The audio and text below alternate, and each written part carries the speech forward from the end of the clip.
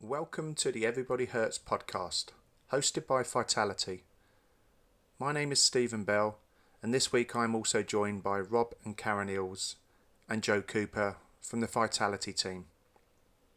Each week I'll have a new guest. They may talk about trauma, mental health, fitness or well-being, but our aim is to reach out and create a safe environment to talk about mental health and your well-being. You may find the discussions useful, and you may find yourself reaching out to someone. Just remember, we're not giving advice, we're just talking openly about mental health, so others may feel that it's safe to do so too. I really hope you will enjoy today's show. Today my guest is Helen Barnett, who is here to talk about her career in the Metropolitan Police, but also how her life has changed over the last 20, 30 years. Helen was the first mother to serve in the elite firearms unit SO19 with the Metropolitan Police. She has, in the course of her duties, been stabbed, shot, caught up in 2 IRA explosions, to name a few.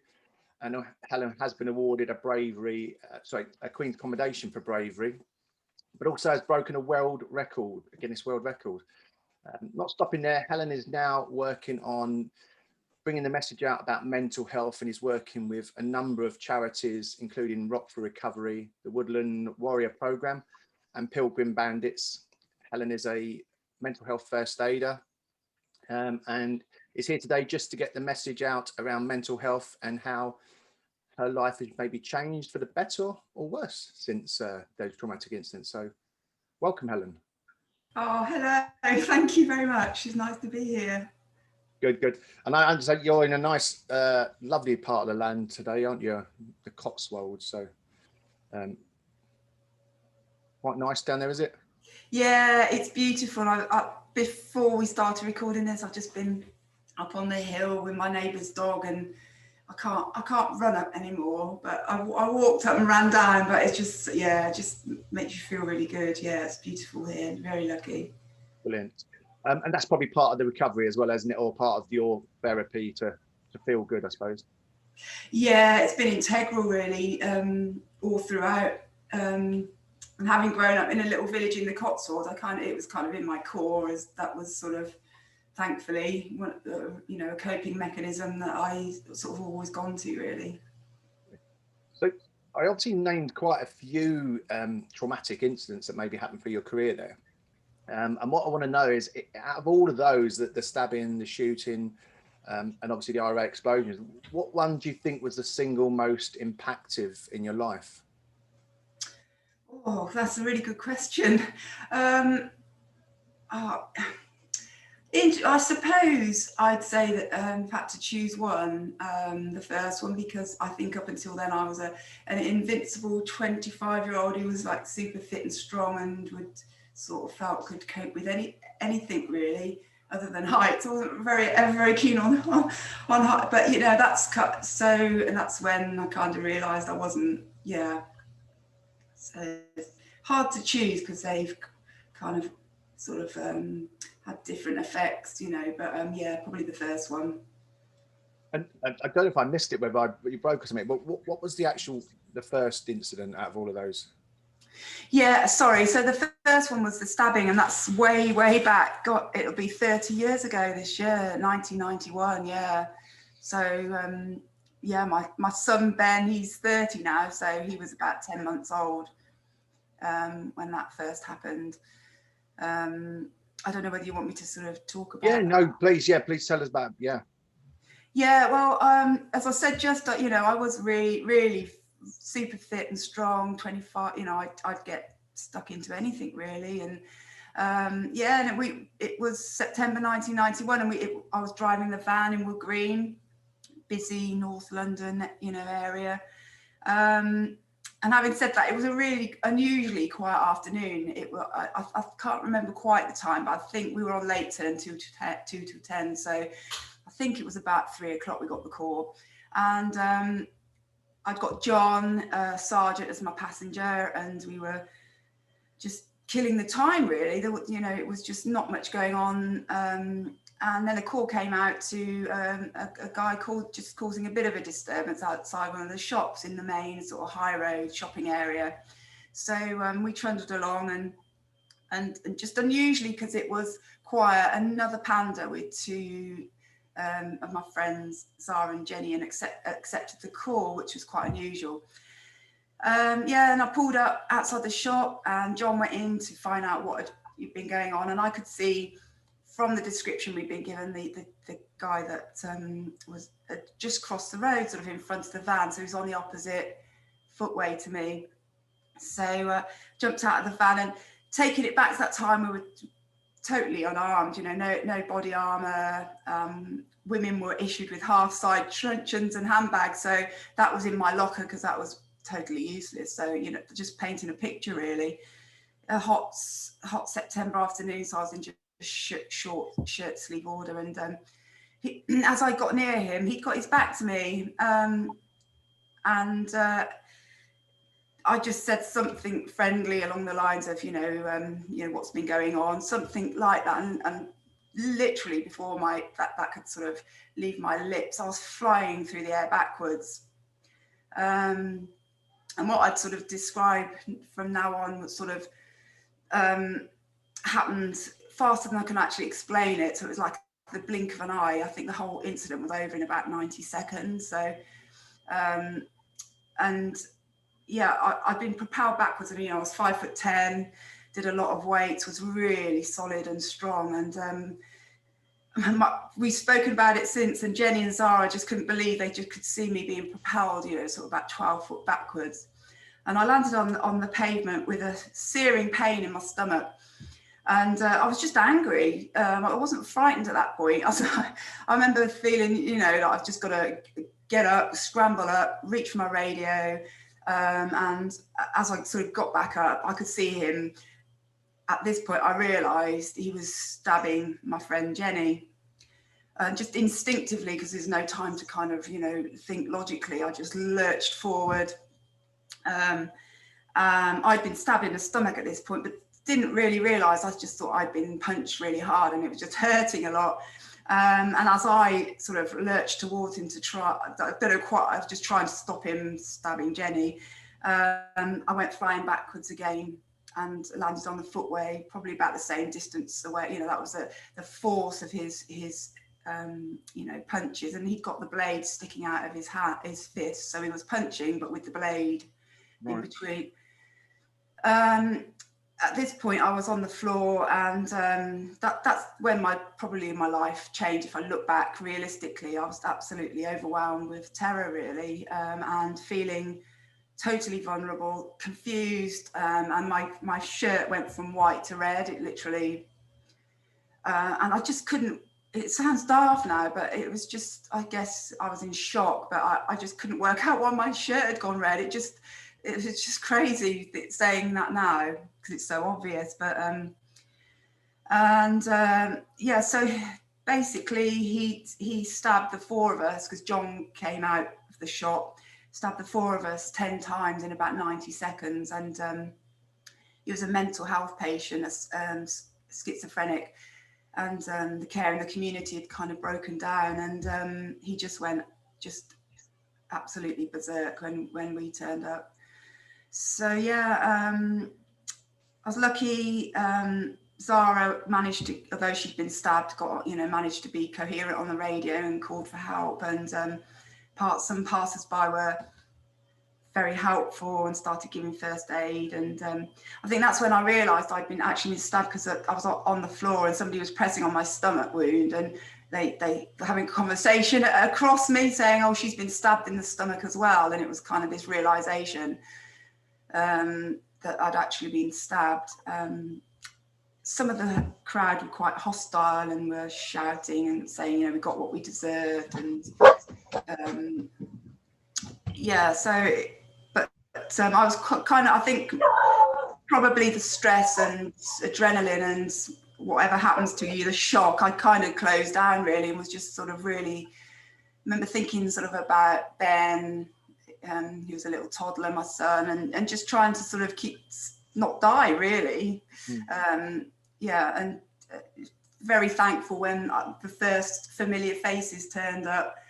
You know, my friends and colleagues who'd, a couple of them had run the whole length of the high road, and by the time they got to me, they were sweating. So they were like, I remember them dripping sweat on me. It's funny the things you remember, really, and you know, a bit of that dark humour that sort of you share. And yeah, so basically that was it. You know, we were all taken off to various hospitals, and thankfully, you know, none of us died, and we've sort of pretty much recovered from our physical injuries. Yeah. So as you described it, you just said that at the end was quite significant that you recovered from the physical injuries at that point, but what sort of mental impact did it have on you at that point, if you remember?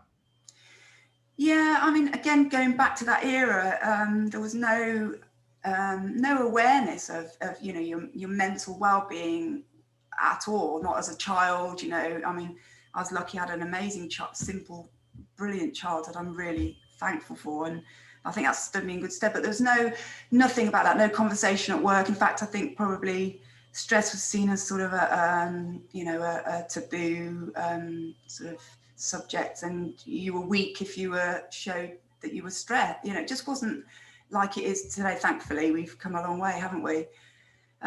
So I got no personal awareness of how it would affect me. And I remember in A&E, I was on the trolley, and I don't think I'd got a lot on, and they cut my uniform off, and I was like, they were tending to me, and some of my colleagues were sort of coming in, and I remember them saying, oh, it's all right, it's good job it's Helen, she'll be fine, because, you know, I'd got this kind of roughy tufty kind of reputation, really. I remember that vividly, because that's kind of what I felt about myself. You know, if anybody had said I'd been traumatized by it, then I probably would have laughed. So, but having said that, going home to be a mum and to go in, it definitely changed me. Yeah. Can't quite explain how at that point. But yeah, just it's obviously an extremely traumatic experience, isn't it? Yeah.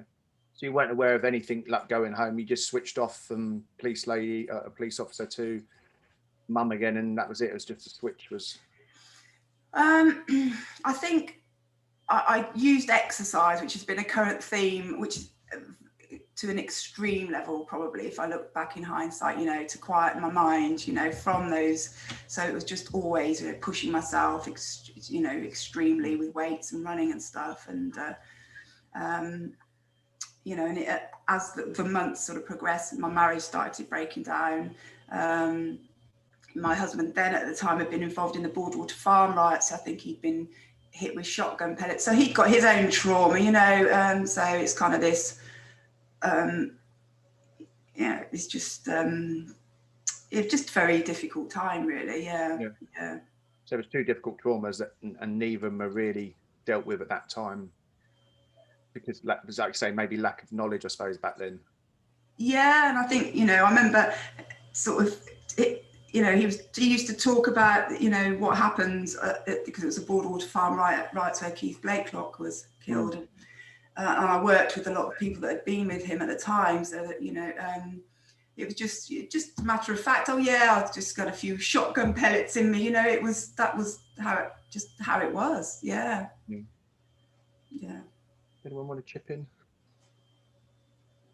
I was going to say, reflecting from a mum point of view, you know, it's hard enough to return to work in what one would class a normal job, if you like. I mean, it must have been so difficult it sounds like a fairly short time scale that you've had a child, then gone back to full on work with the police, and then had that happen to you. Do you think that also, that there was possibly kind of pressure there anyway, even before that? Yeah, another great question, because that's you know, you look back and that's absolutely spot on. You know, there was no part-time working. You know, I was very, very unusual having a child and working on you know, shift, you know, doing shift work just on normal response. It was really, really unusual. Most people probably left or went into some kind of 9 to 5 sort of type job, so it was really unusual as a mum. Yeah, and I think I had 4 months off, and yeah, I was back onto, I think I went back onto night, after Ben was born. So yeah, there was that, that as well, and childcare. I hadn't got family. My family were in the Cotswolds, so there was no support. So yeah, there was already sort of pressure. It's a really good question. Yeah. And interestingly, for me, because I'm probably the only one here that's not service background, I kind of wonder to myself, you've gone through all of that. Obviously, like you say, logistically, it's exceptionally difficult to manage. You've then had this major trauma, and yet you still didn't step away from it.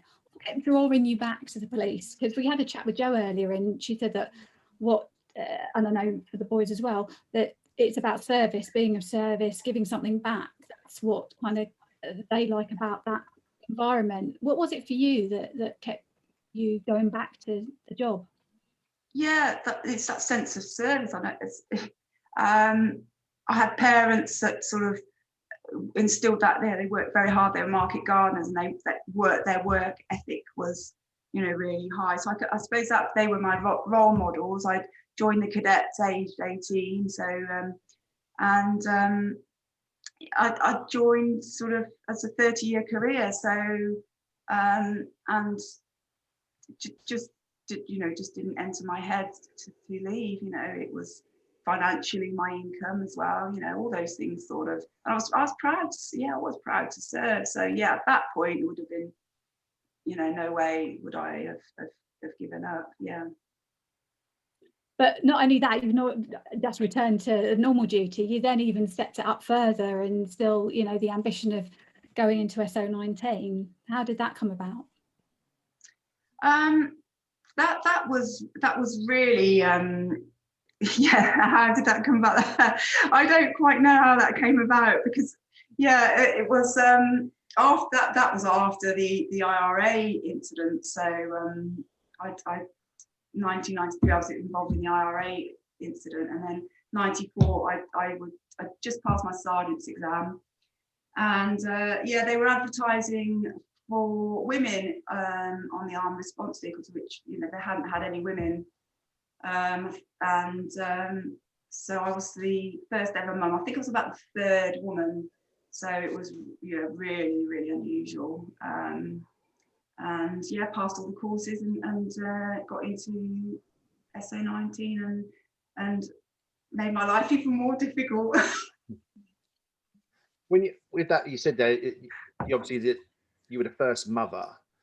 How was that accepted as well in something like SO19, where you might have had that really elitist environment, probably very macho as well, and then how was you accepted coming in as a mother as well? Is there any sort of... Sorry, Stephen. I think by the guys that I was working with on my shift, they were kind of a new era of coming through. I think some of the old guard, as it were it was probably a difficult change for them, accepting, some people are reluctant, aren't they, to change. I didn't really come across anything specific said to me or anything, and I felt as a woman I had amazing opportunities during my service. I really did, so but it was difficult again, there's no leeway for childcare or anything like that, so I was juggling home life with au pairs. Really, I had to pay an au pair to live in. That was the only way I could sort of do it. I look back and think, God, I don't know how I did do it, really. Yeah, I mean, that's what I'm thinking. You've got the additional pressures of you've been through the trauma of being stabbed, you've caught up in an IRA, and you're still being a mum. You then got the pressure of actually fitting into that group, and then still going, like we've already said, Karen said earlier, going back home again and just switching back into the mum role again. I mean, the pressure, how did you feel the pressure back then? Or how did you manage the pressure back then?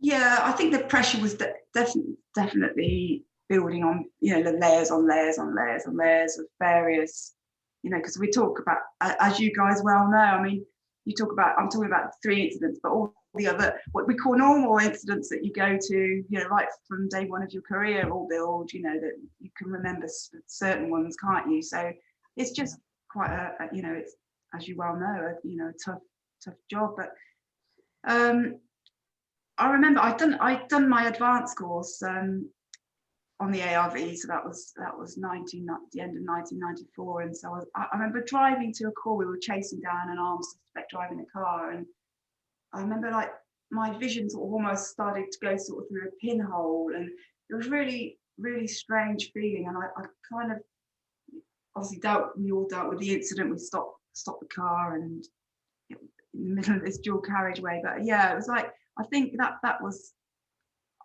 I remember thinking, God, yeah, I am really stressed, sort of juggling everything. Yeah.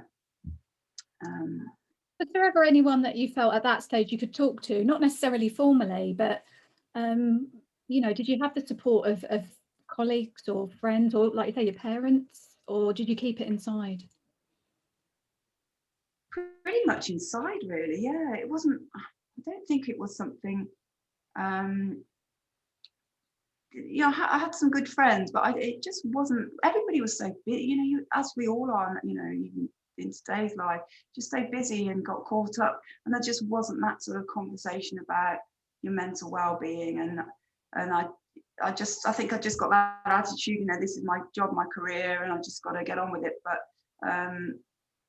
yeah, I was aware myself, and I guess again then I trained, you know, I just trained, and that would, you know, quieten those feelings, make you feel good. You get all those feel good chemicals going through your body, don't you? And that was just a sort of a temporary fix all the time that I went to. So yeah, I think that's what Joe said previously, isn't it?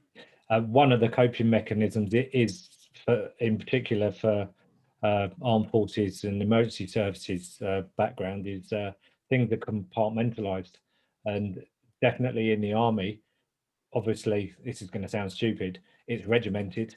You know, you get up at the same time every day, you do exactly the same routine every day, you know exactly what you're doing when you're doing it, you know when to be aggressive, you know when to be passive, you know when to be quiet and learn, you know when to be loud, and you even know when to go out, let your hair down. Obviously me and Steve just got rid of ours, and you be stressed at the weekend, and that's what the weekends are all about for especially infantry soldiers, because back in our day as well, Helen, which was around about the same time you were serving, no one talked about it either. It was a taboo subject, and it was understood that a lot of minor misdemeanors to sometimes quite major misdemeanors were swept under the carpet, even by the Royal Military Police, and that's how the infantry coped back in those days. that's such a good point, Rob, because I look back and actually, you know, it wasn't right, but in some ways there was some fun things sort of used to go on that wouldn't be acceptable now, but were kind of like exactly what you said, that kind of balance to the awfulness of some of the things you deal with and the stresses of that kind of environment. And so there was this, which you wouldn't get away with now. I'm not saying that they were right, but they were kind of there was some fun things went on, you know, that counterbalance. It would be classed as therapeutic, wouldn't it? Yeah. If we were looking back now. Yeah. Yeah. Looking back at the stabbing and the shooting and the other incidents there, what was your sort of first indication that maybe you deep or compartmentalize things too much? Can you remember any memory of when I know your incident of the driving, was that one of them maybe? Yeah, there was one on it was just before the shooting. I'd done my advanced course a couple of months before, and we had to do a bit of first aid. So we're having this first aid. I remember it was at Hendon, this first aid kind of talk by the side of a car, and the staff member giving us the training got a knife out and just totally like I remember it now, and started saying, you know, talking about stabbings and what have you. And I just broke down crying. I was just before, not many days before my final drive. And my final drive, funny enough, was on the same anniversary of the stabbing. So yeah, that's something that sticks in my mind. I just suddenly started crying just out of the blue in front of everybody, and they must have thought, oh gosh, you know, what's going on? Yeah, yeah. And at that time, obviously, you probably didn't link it back or with post-traumatic stress disorder, because that's what your body was telling you. Obviously, you had been taken back to the time that where you had been stabbed by the guy in Wood Green, and your body was having the physical reaction as if you were back there again, because that's what you were experiencing. But at that time, you probably didn't understand that, did you? Oh gosh, no. I mean, post-traumatic stress disorder, nobody had heard of. Yeah. Oh yeah, you're absolutely spot on. That's exactly it, isn't it? But yeah, no, just yeah, I'd never heard of it. You know, it just wasn't anything anybody really had heard of. Yeah, you know, we're talking. Yeah, it's probably that incident. Yeah, it's 25 plus years ago. Yeah, there just wasn't anything known about it at all. That's a long time to be talking about, to not be able to understand something that's, you know, physiologically happening to your body, and learning yourself that you can cope and have strategies to help you through those kind of life experiences, because they continue, don't they? The PTSD doesn't just stop. It, you know, you can be triggered by an everyday event almost any day and get blindsided by these events, but to be able to understand and then put some strategies in place to help you through those kind of helps with it in general. Would you agree? Oh yeah, absolutely, Rob. I look back and I think I was just basically burnt out by the time I was shot, you know. And I think if there'd been exactly what you said, and if there'd been strategies in place, you know, awareness, self-awareness, you know, all these things that thankfully now it's definitely come such a long way. And I know there's more to do, but yeah, if there'd been those, I think I being the character that I am, I could have, you know, gone on and you know, had, for how long I don't know, but you know, I don't think I'd have been burnt out at that point. I'm convinced of that, definitely. Just all those unresolved issues, you know, layer on layer on layer, you know. Excuse me, you know, I remember in the shooting, just sort of, you know, the suspect found us unfortunately at the rendezvous point, and I hadn't even got my body armor on, and reacting to that and the fear, you know, that came through my body, and I think it just gets dumped in you, doesn't it? The trauma, you know.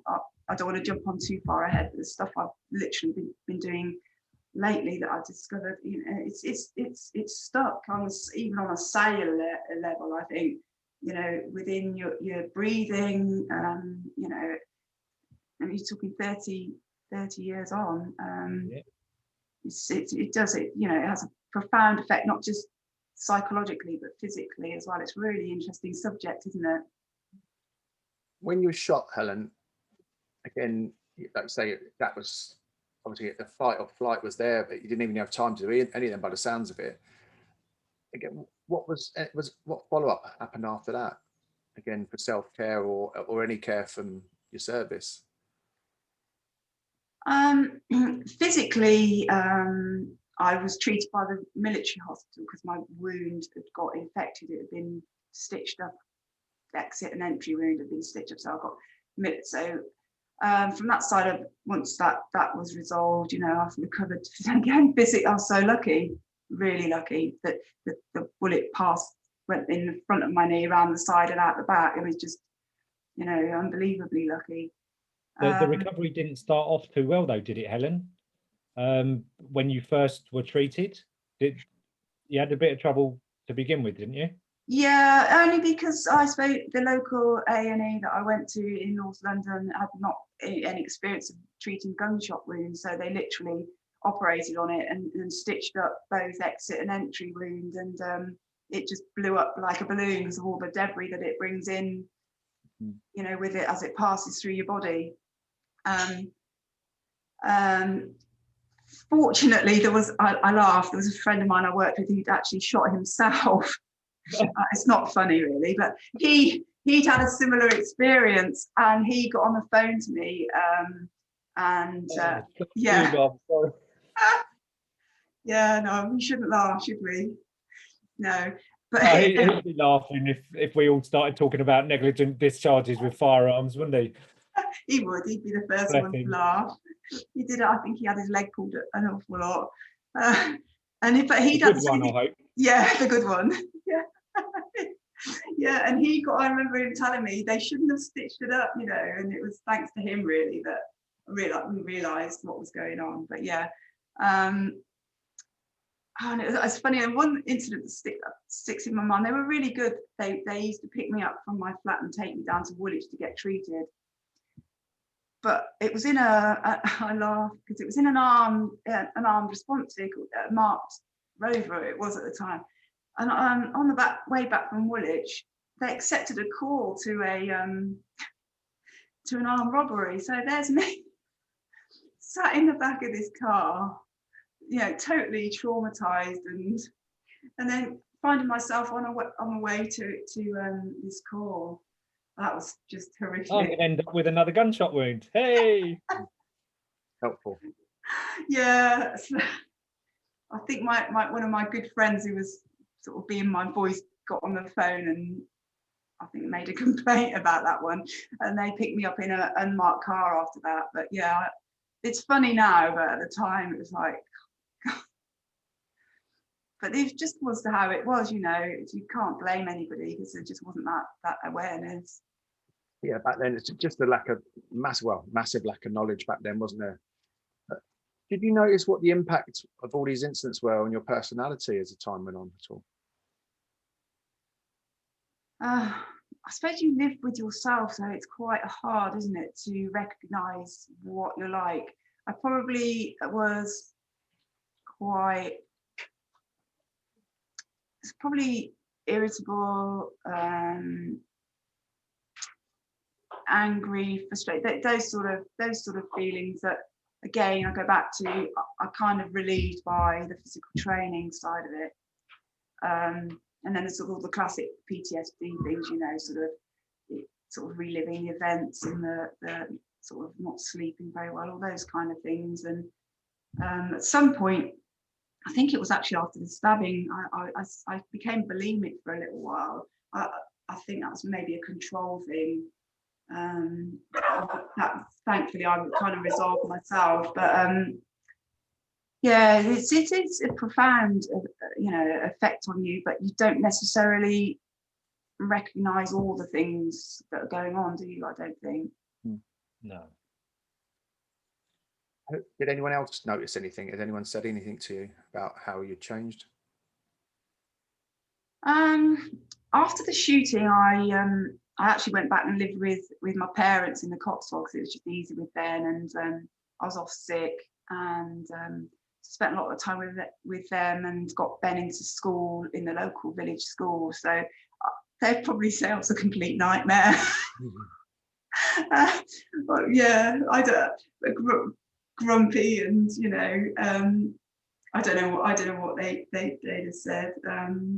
But yeah, I probably wasn't particularly that easy to live with. But I think I despaired at one point when I was off sick, because it just felt the logistical side of it. Thankfully, I jumped back a bit. Sorry, my friend Colin. He was my Federation rep on SO19. He's now one of my best friends. He was amazing, and I'm so thankful to people like him who were my voice, because you realise, and he said this to me, you love the job but it doesn't love you back. There's this stark realisation really quickly that it's that simple really. And there was this almighty battle. Thankfully I've got him on board and some great friends, but fighting for the injury award that took years, all these practical things that just make you feel sort of a bit worthless really, after you feel like you've given your all. Yeah, I think me and Joe can both relate to that, that you will just try and give everything you can.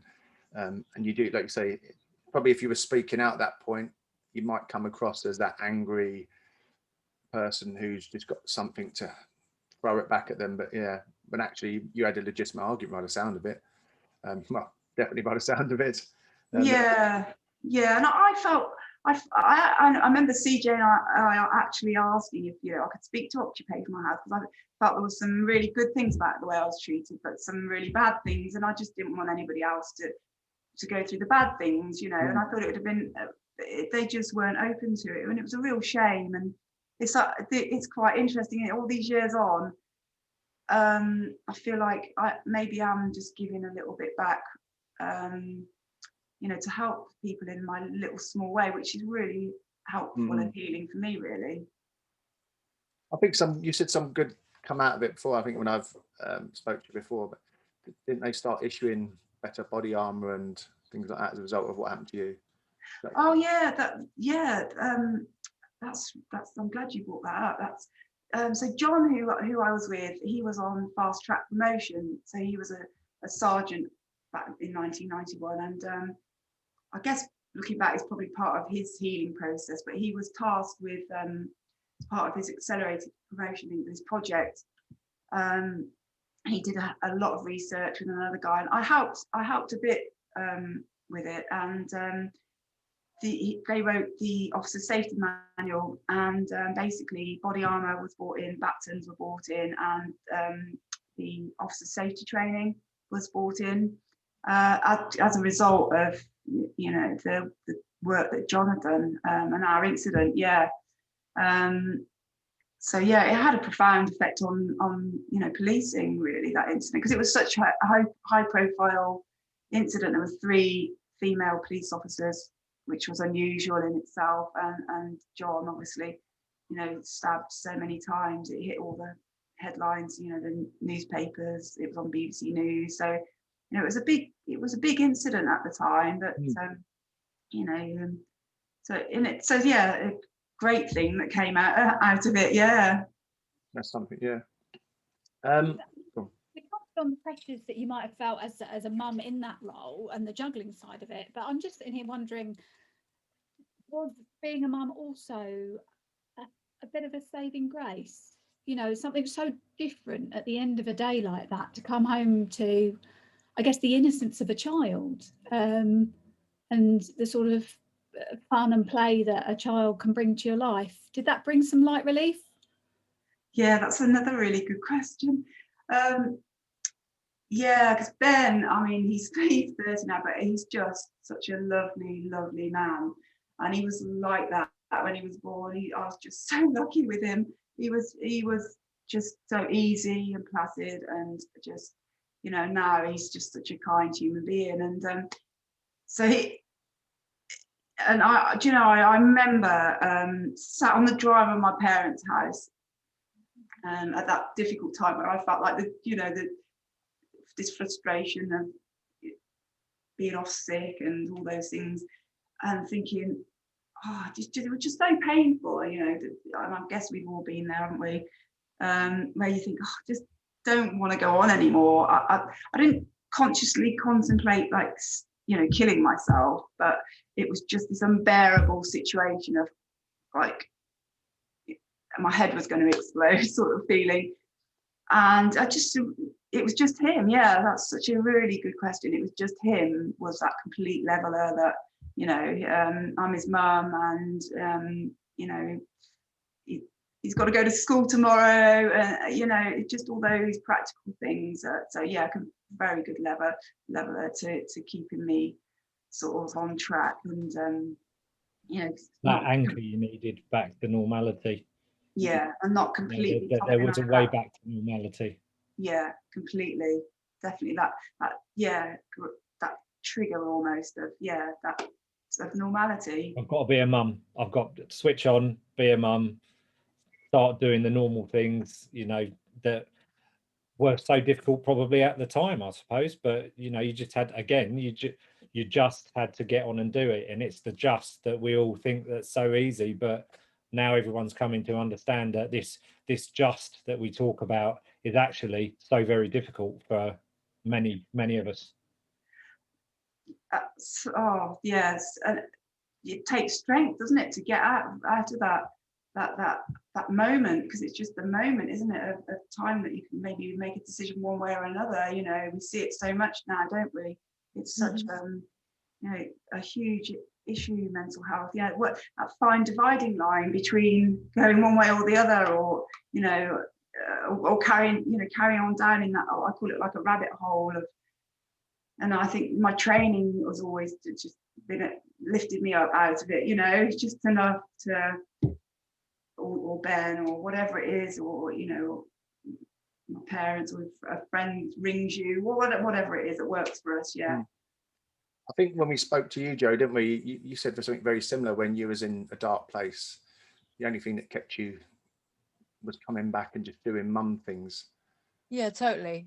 And obviously, I was joined the police later, so we did have the option of part-time, although I still did 30 hours a week.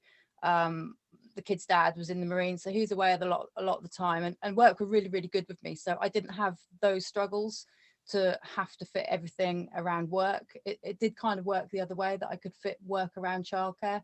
I went from response to safe neighbourhood team, so that helped loads. But yeah, totally, the kids were my saving grace. I mean, if I didn't have the kids, I was ready to book my ticket and my place at Dignitas a couple of years back, but because of the kids, I never would have taken that step, never. But you know, I was in that place, definitely. But it's all about them, and you do going back into mum mode, and especially when they're tiny and they're so playful, and you know, you just have to be mum, and it it does lighten how you're feeling while you're there playing with them. You can forget about it, put it back in your little box. You know, I put all my stuff in boxes, Helen, and lock it away after it happens and don't deal with it. And yeah, the kids are brilliant.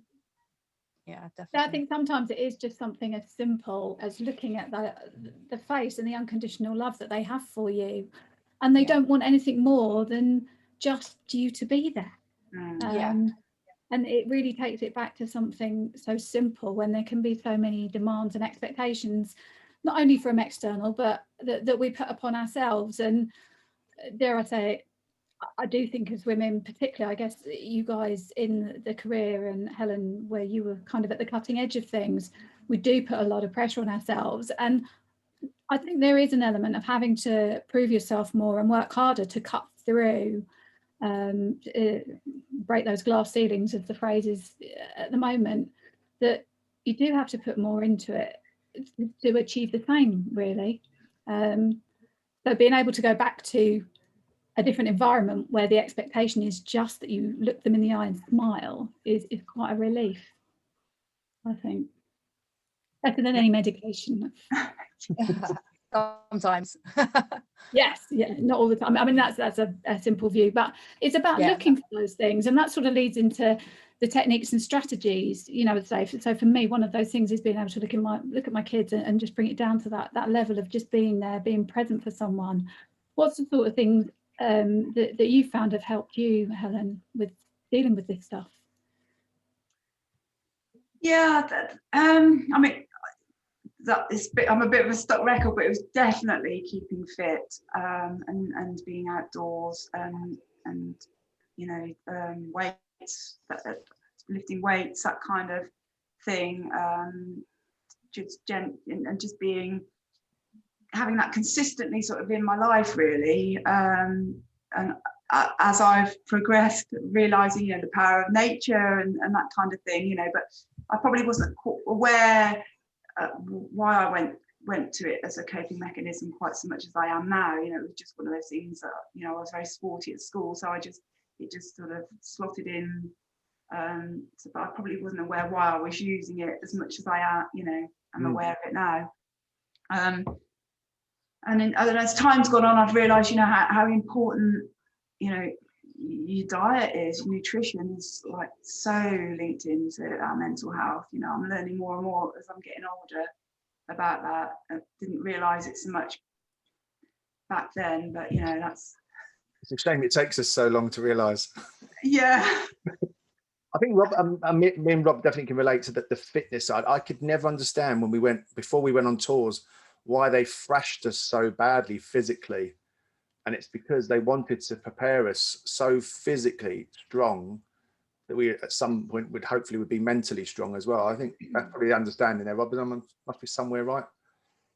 Yeah, absolutely. I think leading up to going on operations is one thing, and they put you through all sorts of simulations, but actually stepping foot on the ground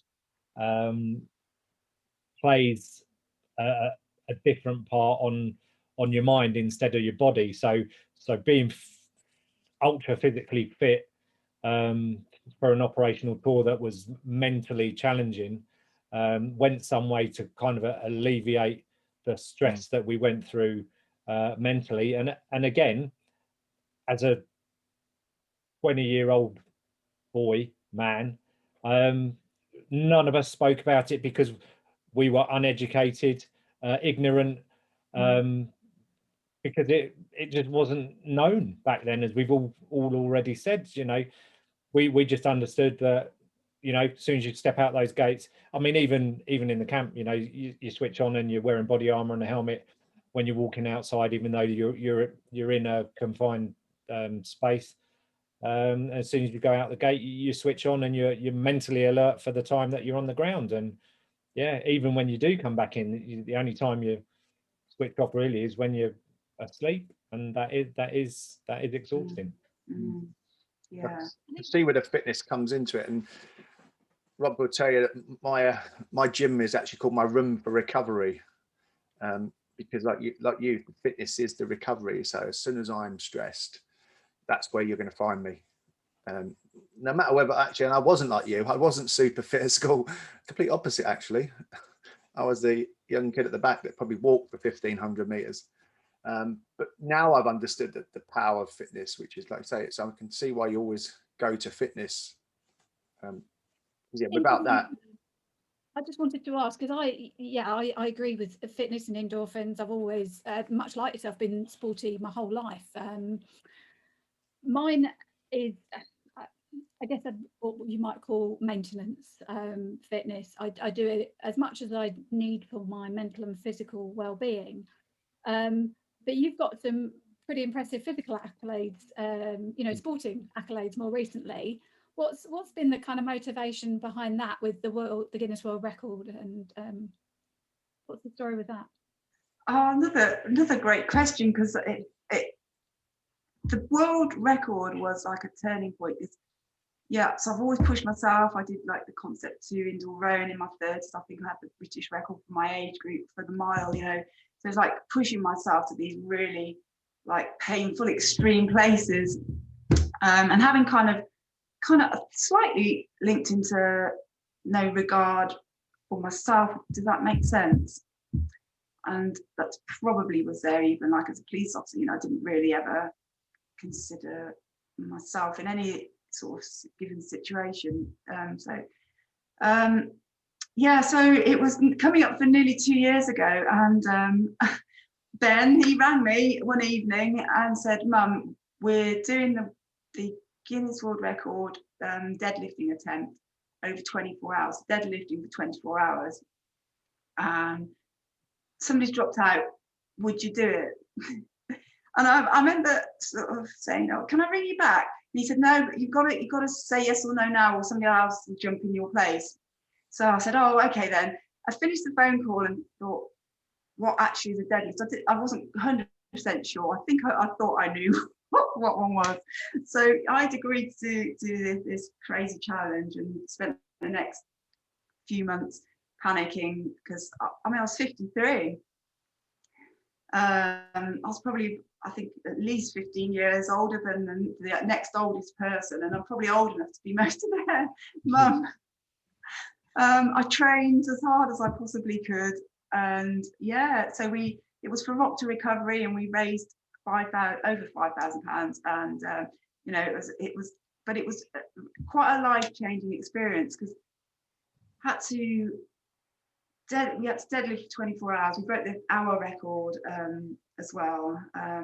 So sort of in cycles, so we just took it in turns, did as many reps as you could, and just, you know, revolved between 12 of us. And it just took me sort of to a really dark place where you sort of, I'm sure you all know about it, where you sort of kind of hit that wall, but mentally you just keep going on and on and on, and I just was exhausted, and probably for about a week after I was really, really ill. You know, I was really ill, and it just was, it kind of, I remember Dan Elliott, because Jamie Foxx came down to support us, and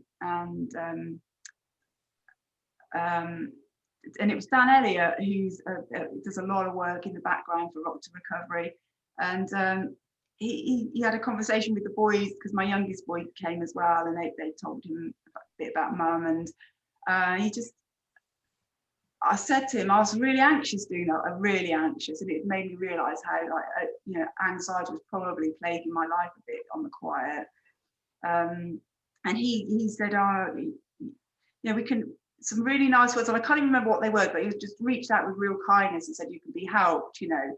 It was just a quick conversation in between lifting weights, you know, and but it stuck with me, and actually Rock to Recovery gave me a bit of help around, you know, I went to see them, and sort of surprisingly it sort of sent me on this sort of path of trying to be a bit kinder to myself, so, you know, training more in a bit more of a nurturing way than this sort of you know, really hard sort of damaging way, really. And yeah, and it was a profound, you know, thing that we got the world record, which was amazing, but it's, yeah, sent me on this path of getting in touch with loads of other and they're all military veterans, really, that are doing these amazing things, you know, and I've got involved with and have helped me incredibly sort of over the last 2 years, really, so that, you know, I wouldn't have ever dreamt of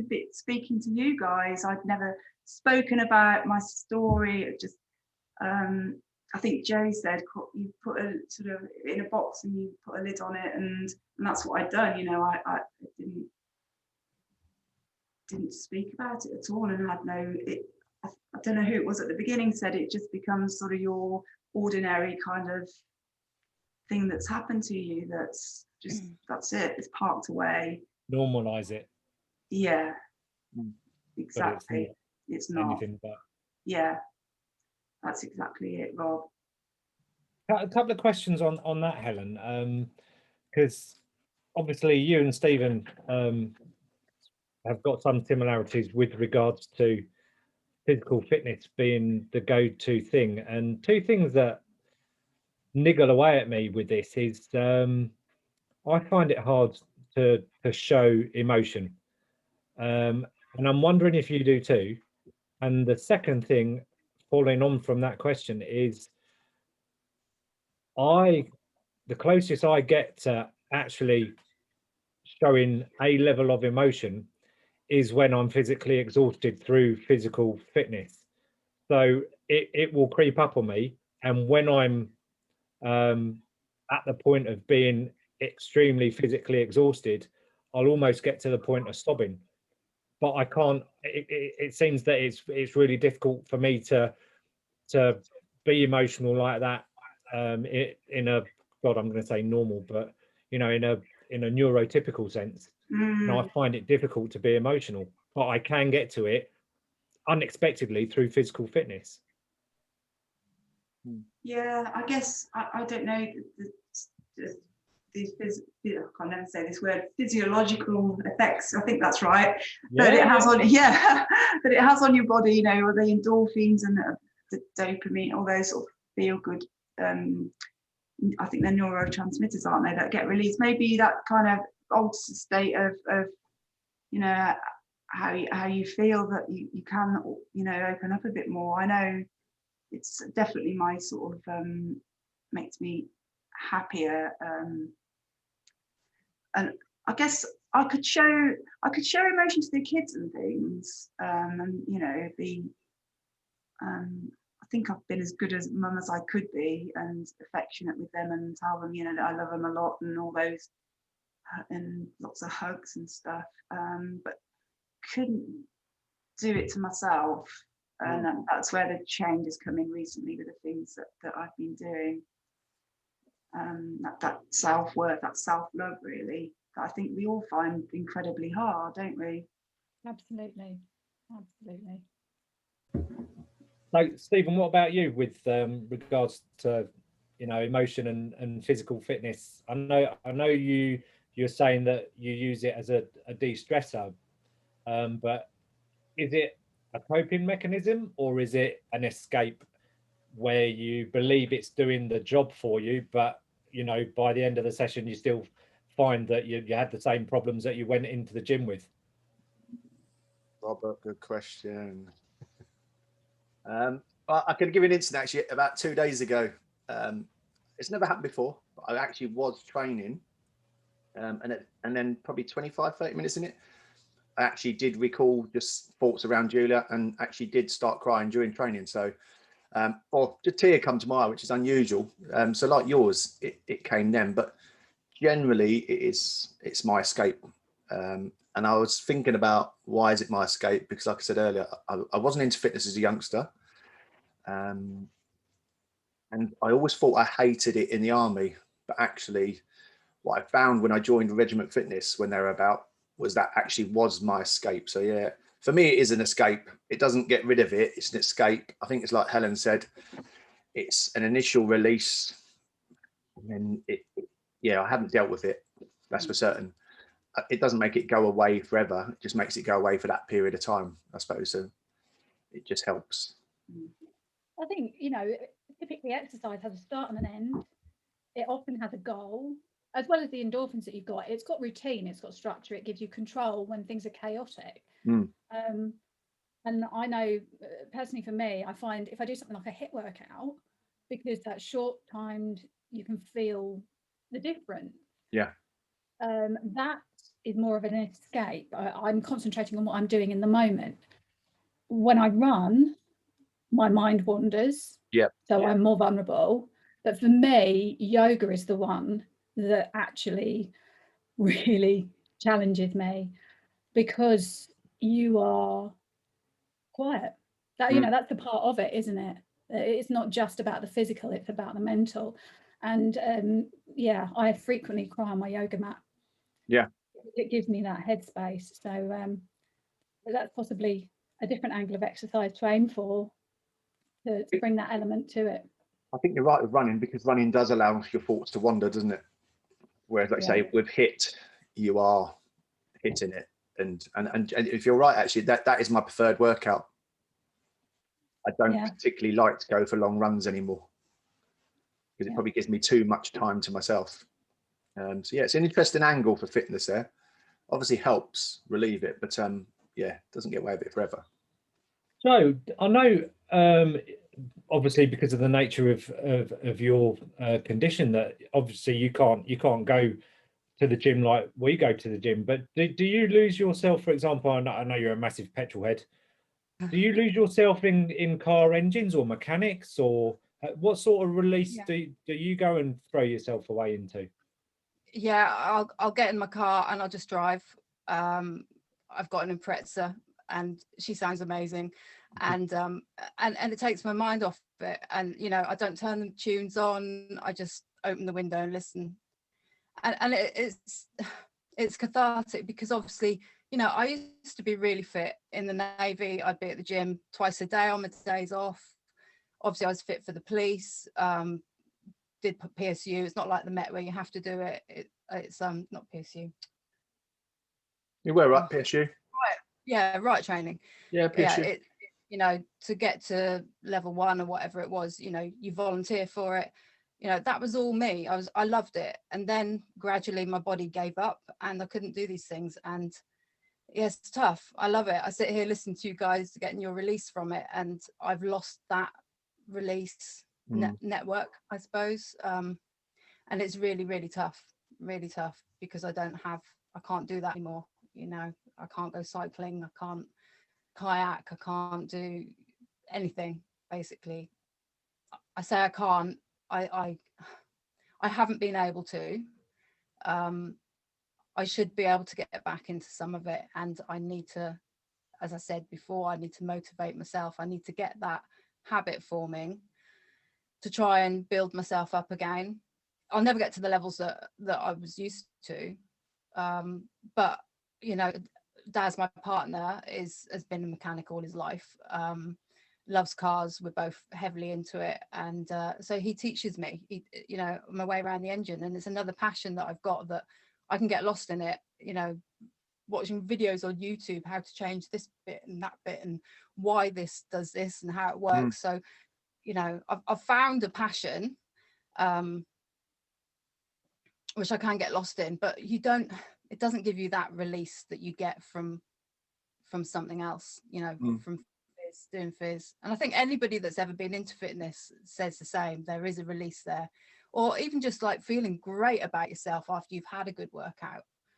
You know, you do feel good for doing it, don't you? Afterwards, you might feel knackered if you pushed yourself, but you feel great, and it's nice to feel good about yourself for a change. And I think that can then carry you through till the next time. That kind of segues quite nicely into what Helen was saying Joe, about learning. can I come in there? Oh, sorry. Oh, sorry, go on, Karen. Okay.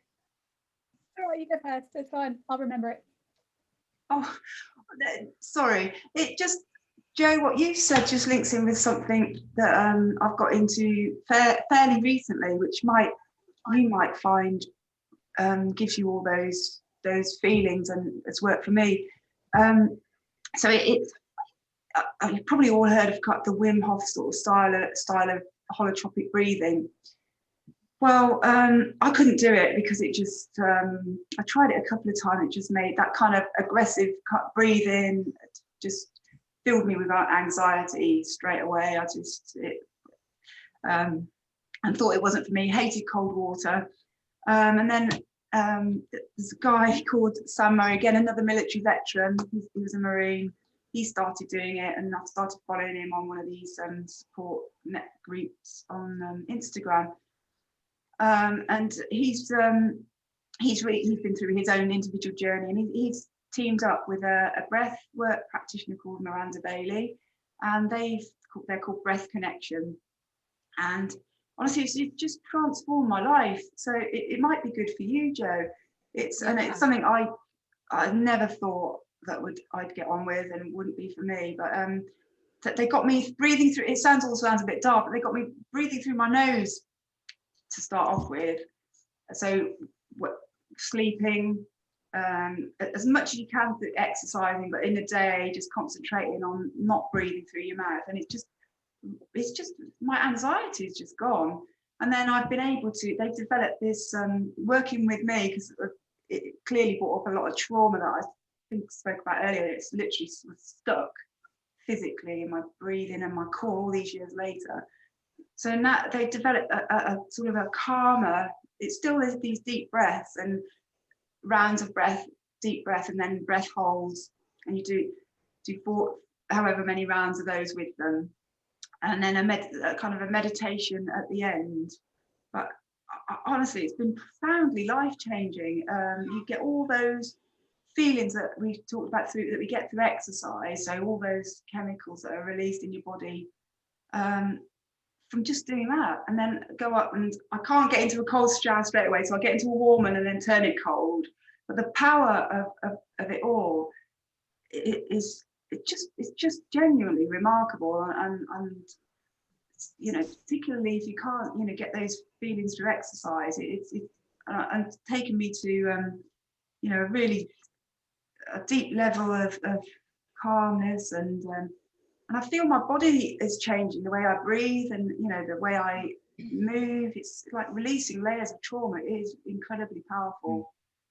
Wow, I'll definitely look into that. I mean, I'll try anything, you know. Not everything works for everybody, and you don't know if you don't try, do you? So yeah, you know, whatever form of counselling or therapy or whatever, but yeah, that sounds amazing. And it didn't come natural. I really had to work at it, starting off with an aid. They run workshops at the weekend, just like an hour long ones So it wasn't an instant overnight, oh yeah, this is amazing. I really gave up a few times with the Wim Hof aggressive kind of, as I said, they've adapted this way. And even just if you just did the nasal breathing, the amazing effect that's had on my anxiety has been incredible. I mean, I do find, like, I struggle with sleep, a lot of it because every time I move I have pain, and but the only way I can go to sleep is by counting my breathing. So maybe if I'm in tune with that, because all you're thinking about is the counting, so then all those thoughts that creep up when you go to bed, then all the thoughts you could have had through the day, they always turn up once you put the duvet over you, don't they? So yeah, it sounds really positive. Yeah, awesome. I think, Karen, you could probably relate to that sort of with the hypnotherapy as well, and other therapy as well. Would that be a similar, like, to the counting that Joe's doing, for example? Yeah. And I mean, all of this is it's the simple things, isn't it? The breathing, the relaxation, the meditation. Hypnosis is essentially a guided way into that trance-like state that sometimes people find more difficult, and hypnotherapy merges that with the therapeutic angle that the person needs, so it's tailored to what their particular challenges are and the subconscious patterns that they want to alter. But on a basic level, yeah, you can do guided meditations and hypnotherapy for relaxation, for getting to sleep, without necessarily knowing the reasons why the person is struggling in the first place. But I completely agree with what you've said, Helen. I think there's a bit of a stigma around stuff like meditation and things, that it should be easy. I can't quieten my mind, so I give up. And you're right, it's hard work. All of it requires effort. It's not a quick fix. It's practice, it's habit forming, and unfortunately we shouldn't label it hard work, because it makes it sound like it's really difficult, and it's not. It's just persistence. It's different, isn't it? It's different.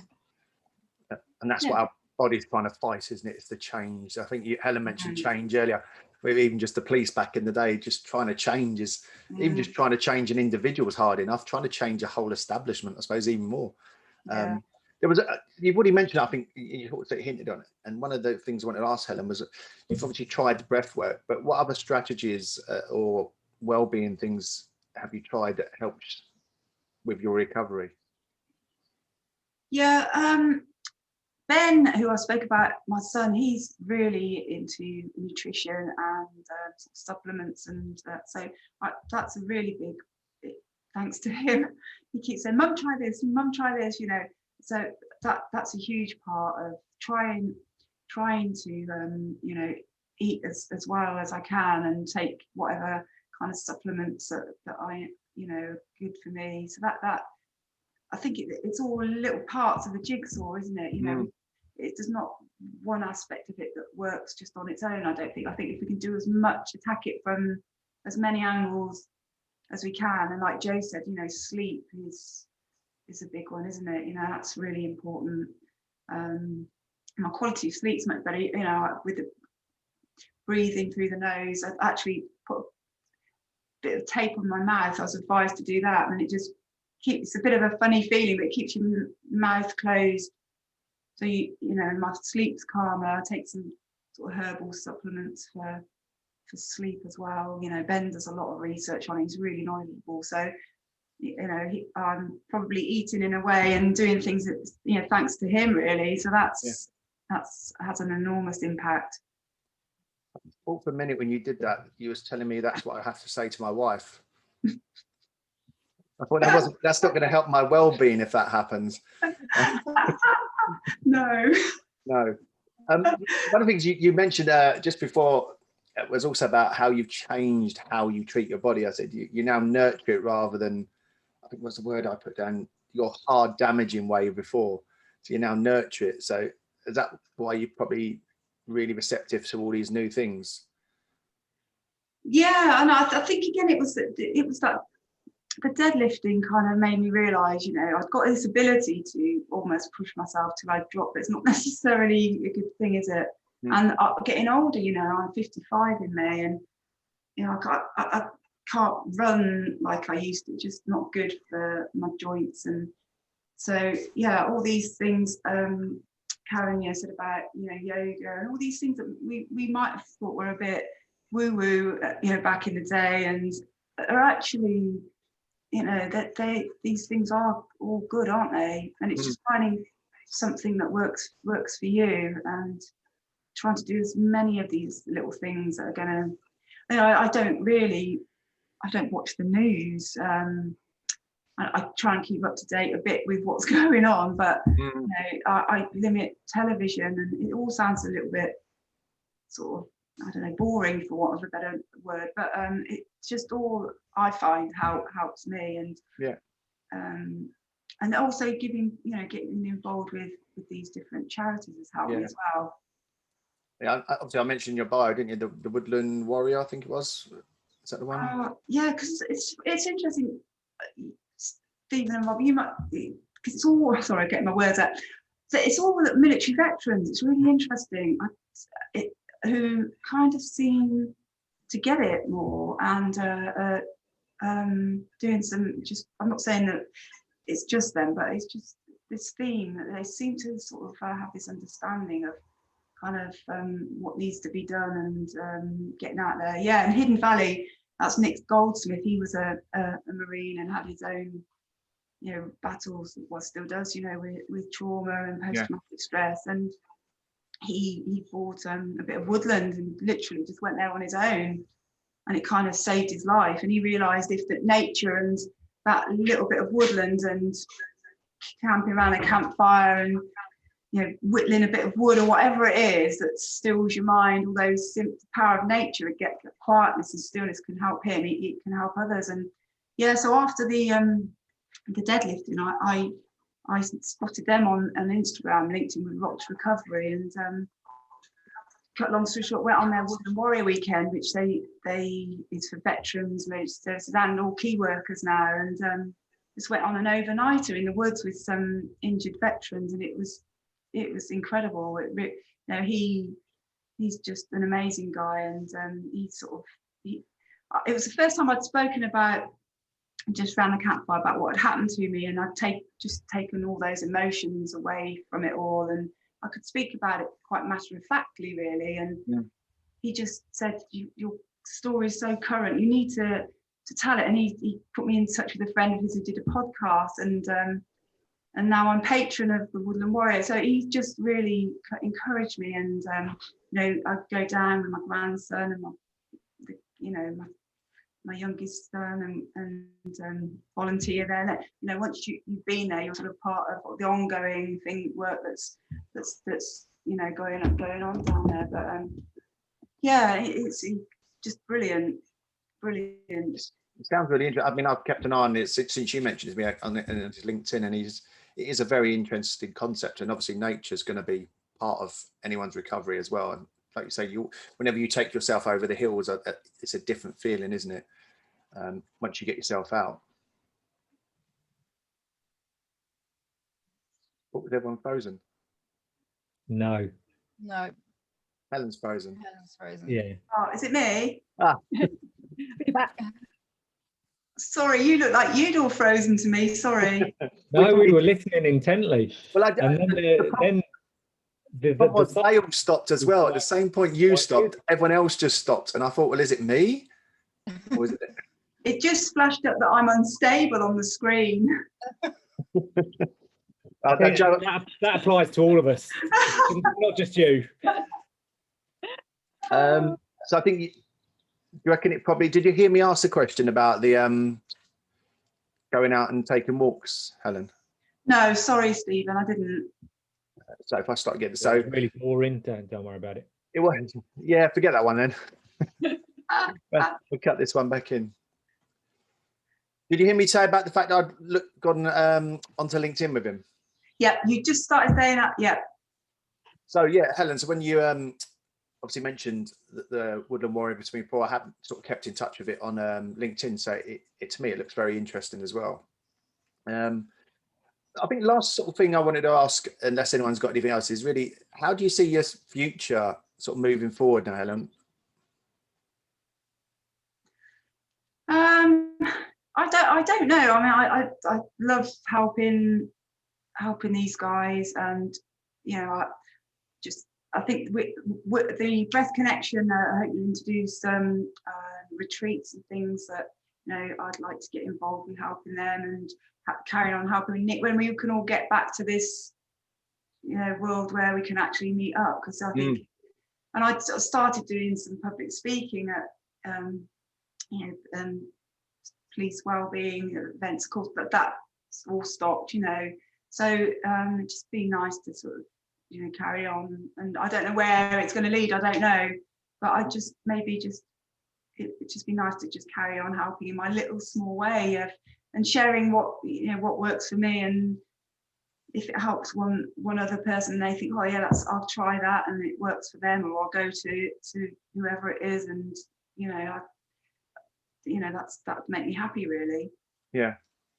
I don't know, me and Joe were having a quick chat in the break, and we were talking about your life and how them traumatic incidents and how comparing them to other people's traumatic incidents, and the understanding me and Joe had is that yours was very traumatic in being stabbed. I mean, for that, I can't really relate to being stabbed because I've never been stabbed, but would you say that everyone can have a trauma, it just may not be as extreme as yours, for example? Oh yeah, definitely. It's irrelevant, isn't it? The actual trauma, it's relative to you as a person. So, you know, mine's no different. You know, we all have stuff, don't we? And I think that's it.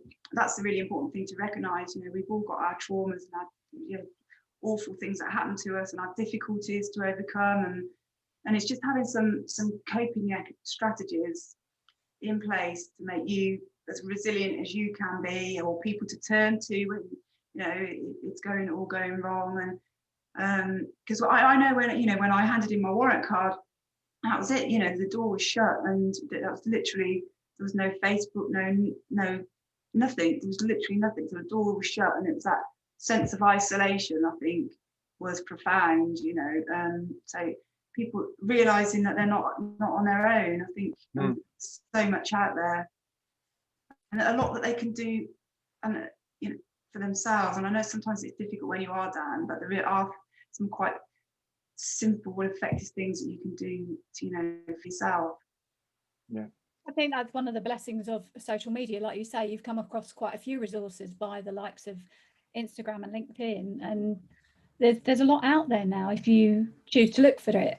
I mean, obviously people have to be careful because there's also a lot of misinformation, but if you do your checks properly on things like the charities that you're talking about, to make sure that they are genuine and that they're going to be offering the right support, there is a lot of support out there, and social media is a great place to find those resources.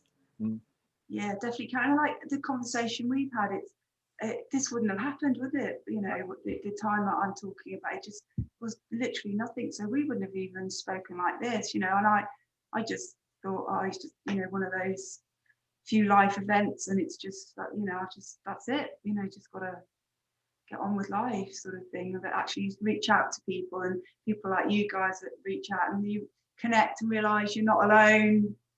And you know, it's very powerful, isn't it? Yeah, it's okay to not be okay. It's okay to ask for help, and you're worthy of that help. You know, what you were saying earlier about being compassionate to yourself. I think it's important for people to remember that we all have value just by being here. You know, we deserve to take care of ourselves and ask for that help to get through. Yeah, absolutely. It's that self-love, isn't it? It's really such a difficult thing for us all to do. I think that's been the hardest thing.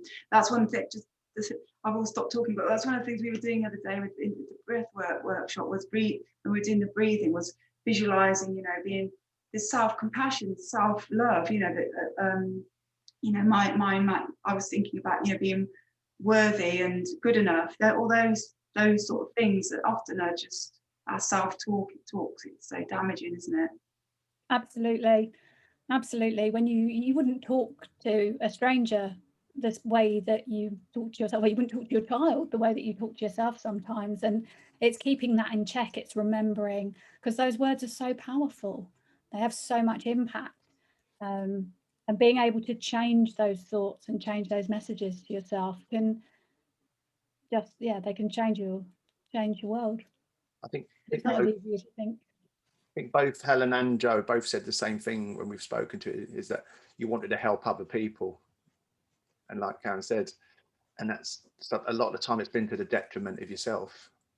And I think Joe mentioned to me the other day about something as well, about not taking on too many problems for everybody else as well. So even Joe the other day in the conversation was looking out for me rather than maybe the fact that we was going to talk to her.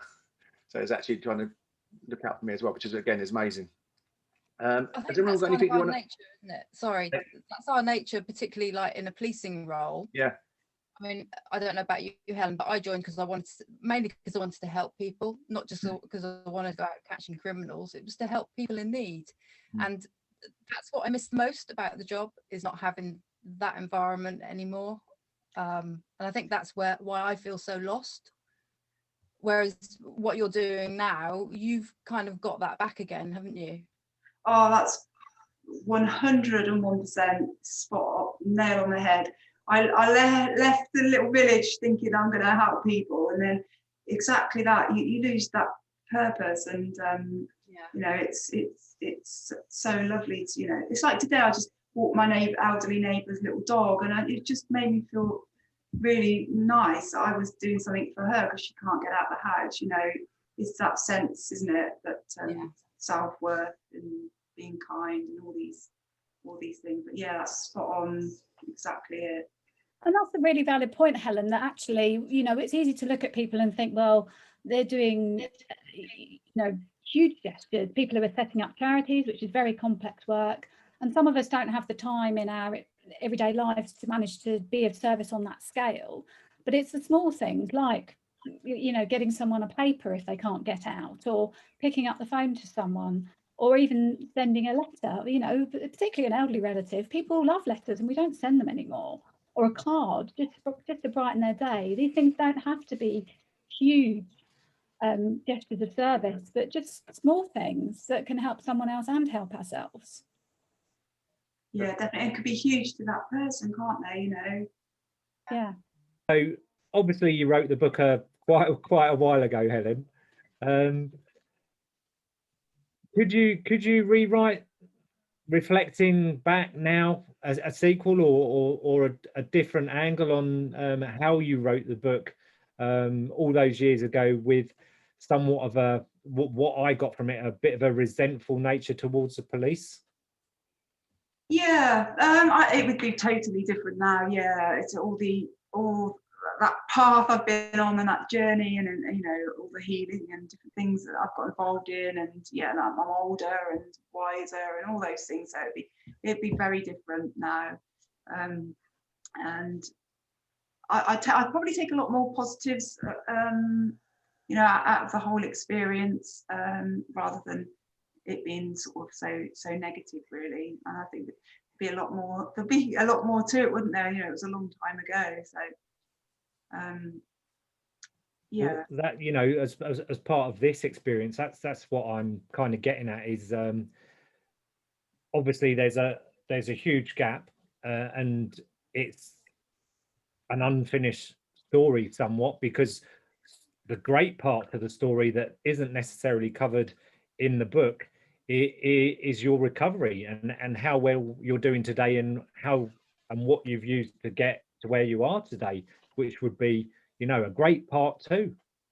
Oh yeah, and you know, how amazing people there are out there doing amazing stuff to help one another, and and what a profound effect it has on you for your life. Not necessarily all bad, but it does have that, as we all know.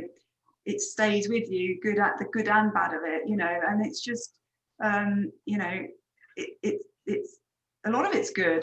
You know, from these dark times, we gain a lot of strength from it all, and takes us places we wouldn't have been. You know, I wouldn't be here having a conversation with you lovely guys if you know, that hadn't happened. So yeah, and it obviously I've had all the kids, so many life experiences. You just get older and wiser, don't you, and reflect, and you know, And I'm genuinely thankful now. I really am. And the amazing people that I'm, working with and in contact with, and, it's just, it would be a completely different me writing it, which is a good thing. Like Rob said, it's very current, isn't it? Because you would incorporate all the mental health, all of the trauma, and it'd be a lot more current now, wouldn't it? And like I said, I think you said most of them, it's military charities, but I think what you said quite early on, PTSD was recognised, I think, earlier from the military side than it was from the police side. So I think they've still got some catching up to do. Yeah, I think when I was diagnosed in '95, and it was really unheard of, unusual. Yeah, so, and then you just were medically retired and gone, and that was it. So you didn't share your story at all. You were just disappeared. So very, there was no platform to share with others. So you just disappeared, didn't you, with your experiences? Yeah. So it is only sort of all the amazing thing we're doing with you and Facebook, all social media and all the things that are out there, making people connect, realizing they're not alone, and which is amazing and fantastic. I think it's important as well what we were saying earlier about different types of trauma, and for people that might come across a conversation such as this, which obviously is service-based, it's easy to think, well, my trauma is not significant, or it doesn't count. And for example, a lot of people now acknowledging quite severe birth trauma, for example, who they undergo really horrific experiences in birth. You still often end up with a baby. You go home and you're left to it, and you just have to carry on in a similar kind of way to what you were discussing, that there are mental health services. I mean, and I know, Joe, we've got experience with postnatal depression, but even with that, there's quite, again, a battle. There's a battle to get recognised. There's a battle to recognise it in yourself, because you think, oh, I should be handling this. I'm a mother. I need to get on with it. And there is no one size fits all in terms of what people's experiences are and what warrants the need for help. And I think people are more and more becoming aware of that, hopefully, and feeling able to put their hand up and ask for help and realise when they are struggling. Oh, definitely. I mean, we actually had that with my daughter. She had Harry very young and was severely traumatised by it, and we basically won't go into it now because we're running out of time. It's a whole new, but and ended up looking after Harry, who's 8. He's the one who fixed the computer for me at the beginning. Absolutely. And I think my experiences helped me help her get the help, because it's just so sadly lacking. And it's only thankfully that I'd gone through my experiences and I got the contacts that I knew through, that I could help her with her trauma. That's such a relevant point. There's so much trauma in so many ways out there that just are inadequately funded or understood, or it's I think she'd have had I will stop talking about. I think if we hadn't had the money we'd got when we weren't rich, but then the knowledge we got through the trauma to fight her battle for, she'd have had a diagnosis of something like ADHD or something and been written off, and it's a long story, but it's such a valid point Karen made. Yeah.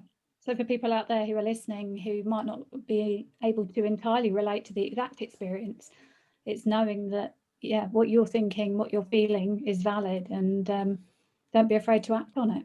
Yeah, definitely. And they're normal feelings, aren't they? You're not abnormal, you're not alone. And definitely such an important message. In fact, that's a passion of mine, having gone through what we went through as a family. I feel really passionate about it. We just don't help people enough. We don't value people enough, across the board, whether it's elderly, young, mental health, I could go on and on. That's a real heartfelt passion of mine. Yeah. Well, I want to thank you, Helen, for obviously sharing this afternoon with us and talking to us. Hopefully, as like Karen's already said, somebody, maybe one person, maybe more, will get something out of this conversation. And I want to thank everyone for their time on the podcast today. So please remember, if you do know somebody who's experiencing an immediate mental health crisis, then please consider calling the police on 999. Alternatively, if it's not immediate help that they require, then you can reach out to the Samaritans and other crisis helplines such as Shout. You can text Shout on 85258. Please be safe and please look after yourself.